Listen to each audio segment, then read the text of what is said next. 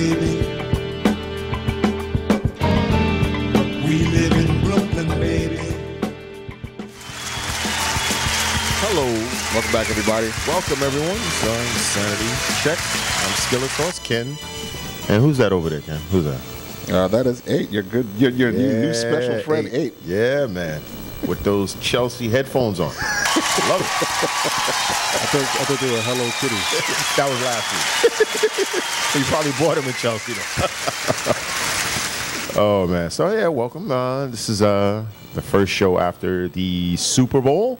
It was a good one. It turned out to be a good one. Hey, yo, last week before the game and everything, you were texting Cats. You did something on air to elicit some comments when we were talking about the Randy Moss situation, because he came up again because of some nonsense. But what exactly did you do? How did you get that out there again?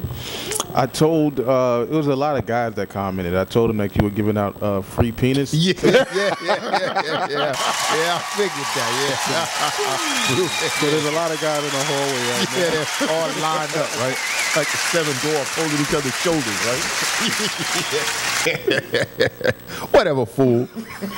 That's exactly. That's what it was. I thought it was an audition in here. Anyway. No, you better get ready to sling some penis, brother. Yeah, let me just ramp up first on some caffeine to get my joint up. Right. Notice, ladies and gentlemen, I've said nothing in this conversation so far. But I mean, how'd you get those cats to comment? Now, you asked who was better, Moss or Rice? Yeah. Usually, I'm big on like Twitter, Facebook type stuff. Mm-hmm. So there's an app. Well, there's actually an app here on Ustream where it attaches to if you guys linked it up to Twitter and Facebook, where you can send it out. But I just use mine and I send it out, to see live on the air. Who do you think is better? Such, and people just commented. Oh, okay. Well, that was interesting because that was the first time we had gotten that kind of feedback, like real time. But the Super Bowl was over. It was a good game. My personal opinion is the better team did not win, but that sentiment was expressed on the radio as well. Oh, was? Okay, mm-hmm. Yeah. I mean, the better team did not win. They should really hang their heads low because of missed opportunities, but it happened to actually your team benefited. The one and only Jets win was when they were underdogs for the I think it was the Baltimore Colts. Who was the Colts at that time? It wasn't back in the 60s. Yeah, it was the Baltimore. Yeah, Baltimore Colts. And and the Jets were underdogs. And then look at the Patriots. Both times they were favored over the Giants. But see, in actuality, I don't think that the Giants were the worst team. I think the AFC was the best. They were racking up a lot of points, beating on beat dummies with a weak schedule and chumps in the AFC. So when they actually met real live opposition that disrupted their movement, so they lost. So I think the San Francisco 49ers. I picked them. I thought they was going to win by 7. I forgot what my exact line was, but I had them up by a touchdown and a lot of missed opportunities. But by and large, they pretty much put the blame on Kaepernick, which so far looks like that's where it should be for the most part. But if you're going to put the blame on Kaepernick, shouldn't it also be on the head coach? No.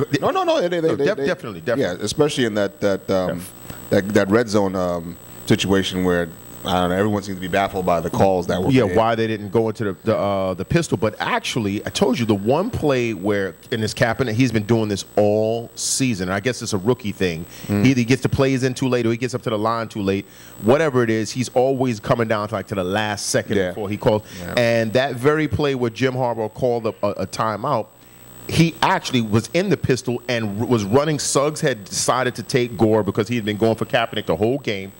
He went for Gore, and Cap was going right to the end zone. He would have been totally unimpeded progress, and that was the play that Harbaugh called the timeout on. But still in all, you're supposed to go back to it anyway. I mean, what's the point of having a dude that can run like that? But they did say that, and you saw it. The Ravens was going for broke on the blitz, man. They were throwing everything they had at him. And and it made it a little bit difficult. The play with that, you were bitching about with Crabtree. Oh, that was ridiculous. No, but Chris Carter put that all on Crabtree.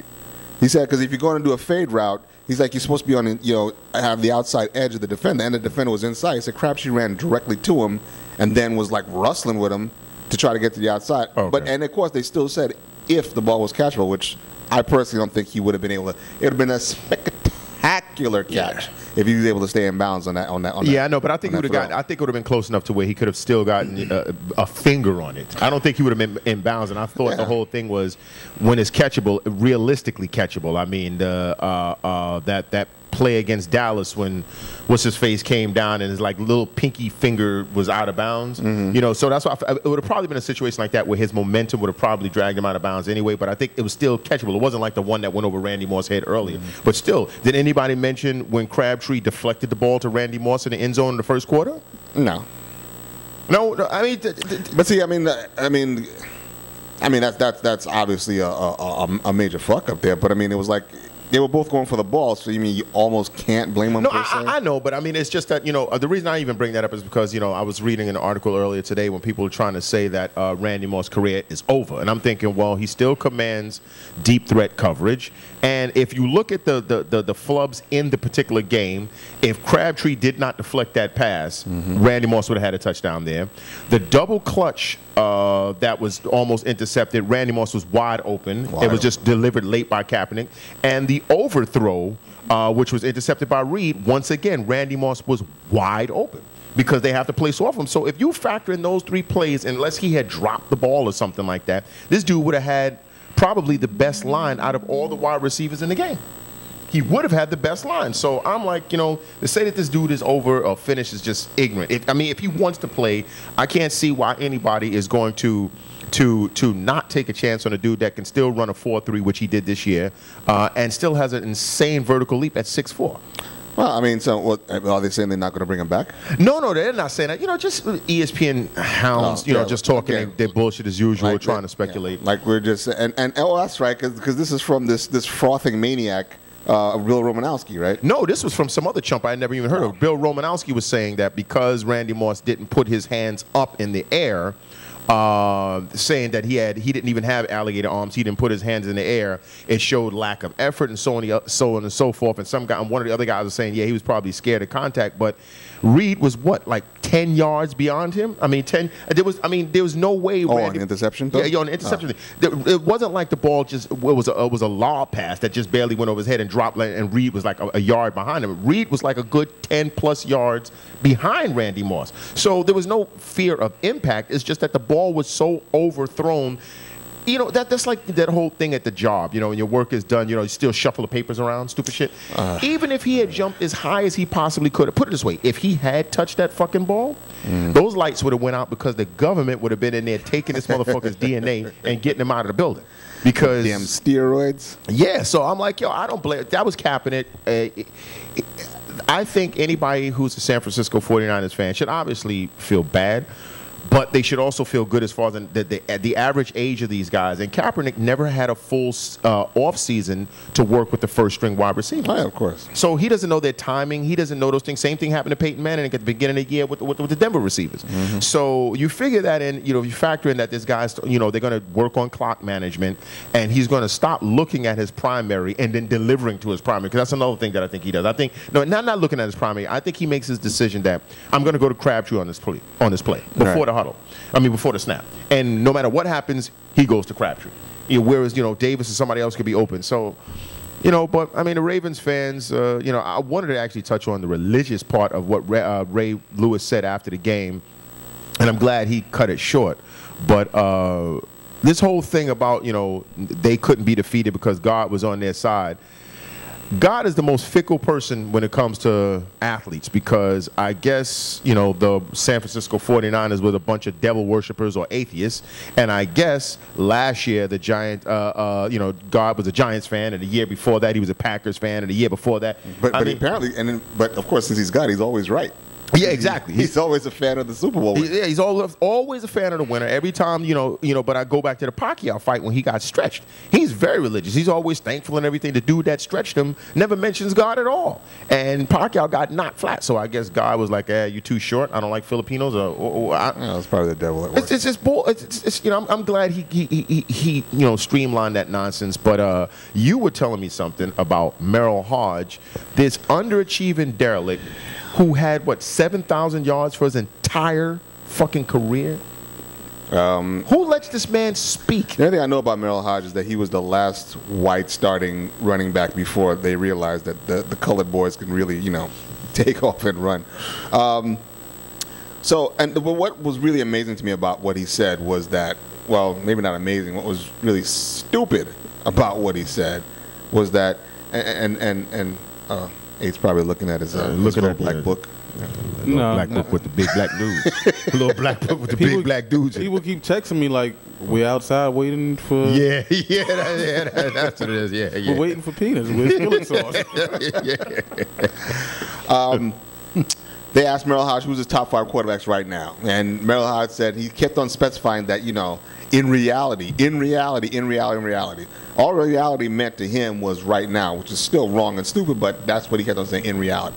And in reality, I can't remember who his number 5 was, but number 4 was Ben Roethlisberger, who he qualified as that pick by saying that Roethlisberger was having a good year before he got injured. Yeah. Okay. Then his number 3 was Aaron Rodgers, who, by most accounts, is the best. How the hell is Aaron Rodgers number 3? So he has Brady over Rodgers? Of course, because it's Tom Brady. Tom Brady's number 2. And, of course, it makes perfect sense that the best quarterback in the league right now is the one who's the Super Bowl champion and the MVP, Joe Flacco. Joe Flacco, who, prior to this Super Bowl, everyone was like, what is it? And by the way, and when I go running, like I said, I listen to the ESPN radio. And after the Super Bowl, they were asking, what does the Super Bowl mean for Joe Flacco now? And not a single person said that Joe Flacco is now an elite quarterback. They kept on saying that, this is great for him. It's certainly going to help him with his contract negotiations. Yeah. He's made great strides. He's proved all his doubters wrong. But none except for this idiot, Merrill Hodge, said that this dude is now super fantastic, top, blah, blah, blah, blah, blah, blah. You know why? Because they probably recognize that those jump balls that the stupid, incompetent Broncos should have deflected would have settled this whole Flacco issue right away. He even got away with a bunch of them in the Super Bowl. But that's what I'm saying. How do you keep explaining that this stuff keeps on happening? I certainly know I'm not crediting Joe Flacco for this shit, but how these guys are open for like 5 yards and waiting for a ball for like 5 seconds to come down off the ground. And no one is around. I think it was just their year. Oh, what were you going to say? 8? Huh? Oh, you're looking at that mic kind of hard. Well, the thing was, what I was thinking and what I was wondering, and what I wanted to kind of ask you guys, is he in at least Eli's class? Because I think Eli's a damn good quarterback, but I wouldn't put him in the top 5 still. No, I wouldn't put Eli in the top 5. Maybe. For me personally, he is now where Eli was like right before the first Super Bowl. Because Eli lived off of throwing the ball into the sky and letting Plaxico Burress jump for it. That was his bread and butter. That's what he did. Right. He's gotten better from that now. He still does it every now and then, but he's doing nowhere as bad as before. Shitload before. To me, that's what I see with Flacco. It's inexplicable. He just heaves these balls up in the air, and it's not like I said, if he were doing things to where what Eli does now, which is drop, precision passes in there once in a while. These passes that this dude is doing is landing, and I'm like, yo, this is nonsense. It's just I just couldn't understand. There was one particular third down play where two where he was running, he was being flushed out of the pocket, Flacco, and he was running to the right, and it looked like he was going to throw it out of bounds, and he throws it up the field, and somehow Bolden comes down with the ball. I'm like, what the hell how is that possible? And then the other one to the tight end, the same thing, another third down conversion where he throws the ball straight up in the air and it comes down like someone dropped it from the roof and no one was around. I'm like, how do you let someone get that wide open? You just got to give him credit for seeing this type of shit. Seeing these kind of matchups, I guess. But you know what? That shit ain't going to fly. And if the 49ers get Revis, that would not fly. With any competent cornerback, I could not imagine if Seattle made it there with those two big hondos that they would have allowed that madness. Yeah, probably not. There's no way. At that height and their size, they could have bodied Bolden up. That was some suspect mess, but you know what? They won. But they've been coming down on Cap bad? Not bad. I think they recognize that he's still young. Yeah. Who was it? I think it was Ron Jaworski who said that, and I may not be true, but I think it was Jaworski who said that, or someone who said that Harbaugh fucked up and should have now either started Alex Smith or at least brought him in For the goal line situation? or some shit or another. Probably maybe the goal line. No, that would have been too damaging. Yeah, I mean that would have been that is ridiculous. That would have been too damaging. Yeah, That makes no sense. But anyway, so now it's baseball. Oh God. Oh yeah. Jesus Christ. And I guess see if the Nets or the Knicks or the whoever the fuck can do anything. But anyway, folks, we will be back in a couple of minutes after this short Intermission. non-commercial intermission.